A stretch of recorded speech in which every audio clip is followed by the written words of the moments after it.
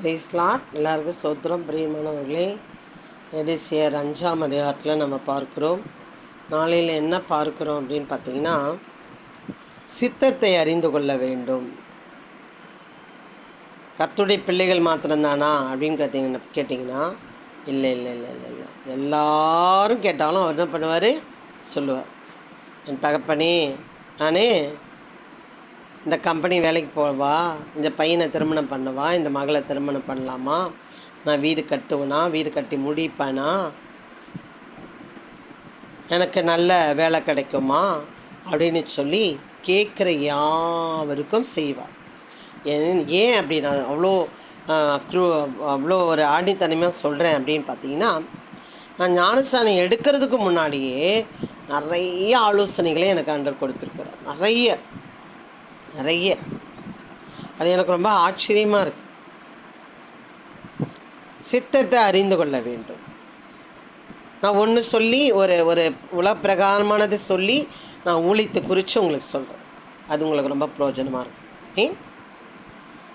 நாட்கள் பொல்லாதவைகளானதால் காலத்தை பிரயோஜனப்படுத்தி கொள்ளுங்கள். ஏதோ கண்டது ஏதோ ஒன்று சொன்னாங்க, காது கேட்டுச்சு, மனசுக்கு பிடிச்சது போடு, அப்படி இல்லை. பொல்லாத உலகமாக இருக்கிறது என்று அறிந்து அதை நினைத்து பிரயோஜனப்படுத்தி கொள்ள வேண்டும். எப்படி பிரயோஜனப்படுத்தி? உங்கள் நேரத்தை கொடுக்க வேண்டும். ஆண்டவரே, ஏசப்பா, இந்த வேலை கிடைச்சிருக்கே, நான் போகலாமா, எனக்கு அதில் பிரயோஜனம் இருக்குமா, அந்த வேலை எனக்கு சரியாக இருக்குமா, ஆண்டவரே, எனக்கு திருமணம் நடக்க போகுதே, இந்த மாப்பிள்ளை எனக்கு செட் ஆகுவானா, இந்த வாழ்க்கை நல்லா இருக்குமா கேட்கணும். ஆணும் பெண்ணும் பிள்ளைகள் கேட்கணும். ஆண்டவரே, நீங்கள் ஊழியத்துக்கு அழைச்சிங்களே, நான் இந்த இடத்துல கூப்பிட்றாங்களே, எல்லாரும் கூப்பிட்றாங்க. இன்றைக்கி ஒரு காலத்தில் எக்ஸ்போர்ட்டில் வேலைக்கு போகும்போது எனக்கு ஊழியத்துக்கும் என்ன பண்ணல, சம்மந்தம் இல்லை. இன்றைக்கி இங்கேயும் கூப்பிட்றாங்க. எங்கே போகிறது? எத்தனை ஊழியக்காரங்க கூப்பிட்றாங்க, வாங்க சிஸ்டர், வாங்க சிஸ்டர். எத்தனை ஊழியக்காரங்க சபைக்கு நம்ம ஓட முடியும்? பிரியமானவர்களே, நான் கேட்டிருக்கிறேன், ஆண்டவரே, இந்த இவ்வளோ தூரம் நான் போகிறேனே, இந்த வேலைக்கு நான் போவேனா, நான் வேலை செய்ய முடியுமா, நான் போய் ஜாயிண்ட் ஆக போகிறேனே, செய்ய முடியுமா, நான் அதனால் எனக்கு லாபம் கிடைக்குமா, பிள்ளையை நான் படிக்க வச்சிட முடியுமா அப்படின்னு நான் கேட்டேன். அன்றைக்கே ஆண்டவர் எனக்கு அந்த கம்பெனி மேனேஜரையும் அந்த லைனையும் எனக்கு காமிச்சார். நான் போய் பார்த்துட்டு வந்துட்ட பிறகு சொல்கிறேன். அப்போ நான் உடனே ஓகே பண்ண 3.5 வருஷம் நான் ட்ராவல் பண்ணேன் அந்த வேலையை. எக்ஸ்போர்ட் தான் கஷ்டம் வேலை, நடக்கிற தூரம் நிறைய தூரம், ட்ராவல், பஸ்ஸு, ட்ரெயின், இப்படி. அப்போ அதில் 3.5 வருஷம் நான் வேலை செய்து என் பிள்ளையை நான் படிக்கும்படி ஆண்டவர் கிருபை செய்தார். நாட்கள் பொல்லாதவைகளானதால் அதை பிரயோஜனப்படுத்தி கொள்ளுங்கள். கேட்கணும். நான் வர்றேன், அதுக்குள்ளே நான் சொல்லிட்டேன். ஆகையால் நீங்கள் மதியற்றவர்களாக இராமல் கர்த்தருடைய சித்தம் என்னதென்று உணர்ந்து கொள்ளுங்கள். கர்த்தருடைய சித்தம் என்னதென்று உணர்ந்து கொள்ளுங்கள். நான் கேட்டதுனால எனக்கு என்ன பண்ணார், சொன்னார். வீட்டுக்கு நான் ஜெபித்தது உண்டு, சொன்னார், செய்தேன். இடத்துக்கு சொன்னார், நான் ஓடி அந்த இடத்த காப்பாற்றினேன். பிள்ளைகளை குறித்து சொன்னார். நான் ஆண்டவரை, நான் என் ஜெபத்தை கேட்டு ஆண்டவர் அதிலேருந்து என் பிள்ளைகளை காப்பாற்றினேன். ஆகையால் நீங்கள் மதியற்றவர்களாயிராமல் கர்த்தருடைய சித்தம் என்னதென்று உணர்ந்து கொள்ளுங்கள். பிரியமானவர்களே, ஆல்ரெடி நான் சொல்லியிருக்கேன், மீண்டும் கூட நான் சொல்லுகிறேன். அதில் வீடியோவில் இருக்கும். மெரினா, நான் பஸ்ஸு தெரியாது, இடம் தெரியாது, ஸ்டாப்பிங் தெரியாது, அந்த கண்ணகி சிலை எங்கன்னு தெரியாது. சித்தத்தை குறித்து சொல்லணும், நிறைய நான் சொல்லலாம். நான் ஜெபிச்சது உண்டு. மெரினாவை காமிக்கிறாரு, மெரினா மரம், அந்த படி, அந்த கண்ணகி சிலை காட்டுறாரு. மணல் காமிக்கிறாரு, பெரிய மரம் காமிக்கிறாரு.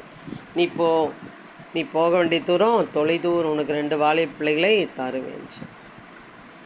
பிரியமானவர்களே, போனால் கூட்டமே இல்லை. அங்கங்கே எங்கன்னா உட்காந்துருக்குங்க பிள்ளைங்க. போட்டு மேலே, போட்டுக்கு கீழே, கொடைக்கு கீழே அப்படி உட்காந்துருக்குங்க. ரொம்ப பேர் முறுமுறுப்பாங்க. ஆனால் கர்த்தருடைய சித்தம் அதுதான். அதில் மட்டும் நான் உறுதியாக இருப்பேன். எப்படி தெரியுமா? நல்லா கேட்டுக்கோங்க. இங்கே ட்ரெயின் இறங்குறேன்னா இப்படி வந்து இங்கே தான் இருக்க மெரினா, சரிங்களா?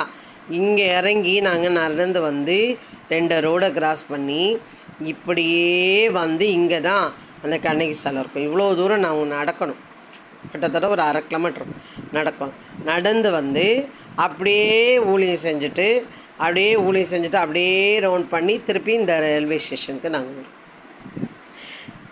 அவர் சித்தம் இங்கே தானே காமிச்சார், அதனால் இவ்வளோ தூரம் நடந்து வருவாங்க.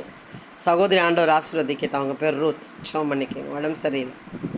இவ்வளோ தூரம் நடந்து வந்து அங்கே ஜெபம் பண்ணி அப்படியே அந்த பீச்சை ரவுண்ட் அடித்து அந்த ரயில்வே ஸ்டேஷனுக்கு நேராக ஒரு ரூட்டு போவோம். அந்த ரூட்டில் வந்து என்ன பண்ணோம், அப்படி போய் ஸ்டேஷனில் ஏறும். சித்தத்துக்கு சில நேரம் அவங்க திட்டுவாங்க, என்ன சுமதிமா இங்கே ஆளே இல்லை, பீச்சில் அங்கேனா ஆள் இருக்குது. சித்தத்துக்கு ஒப்பு கொடுக்கும்போது, அவர் சித்தத்தின்படி செய்யும் பொழுது, ஆகையால் நீங்கள் மதியற்றவளாயிராமல் கர்த்தருடைய சித்தம் என்னதென்று உணர்ந்து கொள்ளுங்கள். சரி, நான் ஜெபிச்சு ஐயோ இது நடக்காத காரியம், காலங்காலமாக கடந்தது அந்த பீச்சி.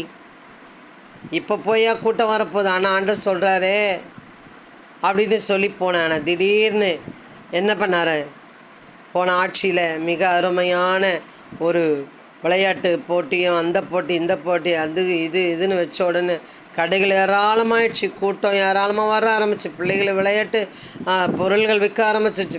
பிள்ளைகள் விளையாடுறதுக்கான உண்டான அநேக ஸ்போர்ட்ஸ் எல்லாம் வைக்கப்பட்டிருந்தது. இன்றைக்கி பார்க்க தலை கூட்டங்கள் அவ்வளோ தலையாக தெரிகிறது. பிரியமானவர்களே, நீங்கள் ஊழி செய்கிறீங்களா, காலேஜ் படிக்கிறீங்களா, பள்ளிக்கூடம் படிக்கிறீங்களா, குடும்பம் நடத்துகிறீங்களா, என்ன செய்கிறீங்க? சித்தத்தில் ஒப்பு கொடுங்க.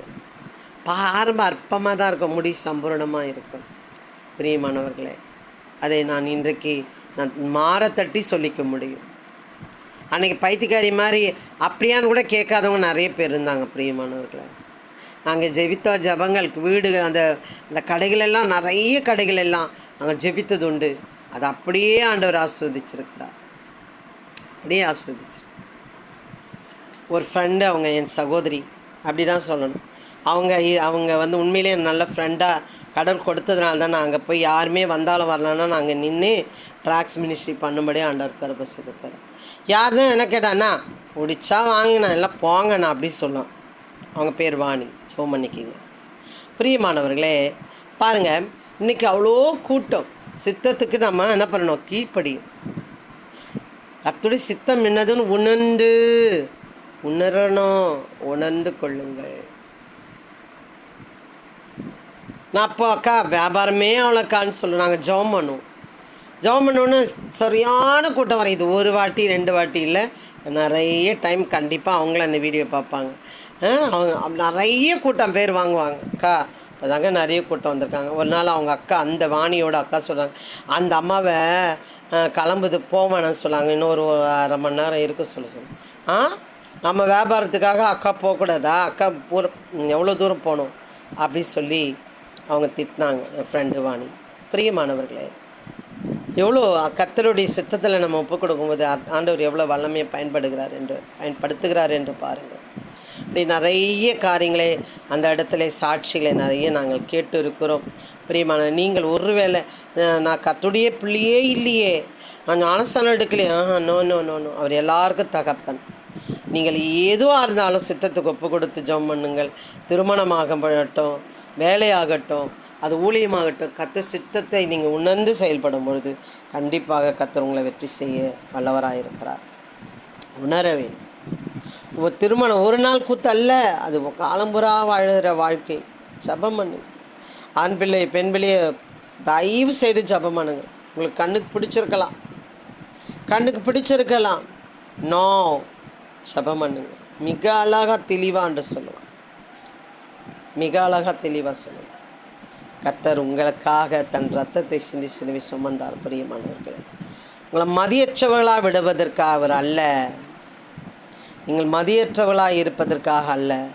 கர்த்தர் இருக்கிறார் என்று அவரை நீங்கள் கூப்பிடும்போது அவர் சித்தத்தை உணர்ந்து கொள்ளுகிறவர்களாக இருக்கும் பொழுது கண்டிப்பாக அதுக்கான ஆசீர்வாதத்தையும் அங்கே இருக்கிற அருமையான சமாதானத்தை பெற்றுக்கொள்ளுவீர்கள். ஆமென். இந்த மெசேஜ் உங்களுக்கு ரொம்ப பிரயோஜனமாக இருந்தால் மற்றவர்கள் அனுப்புங்கள். கர்த்தர் உங்களை ஆசீர்வதிப்பார். Amen. God bless you. Hallelujah.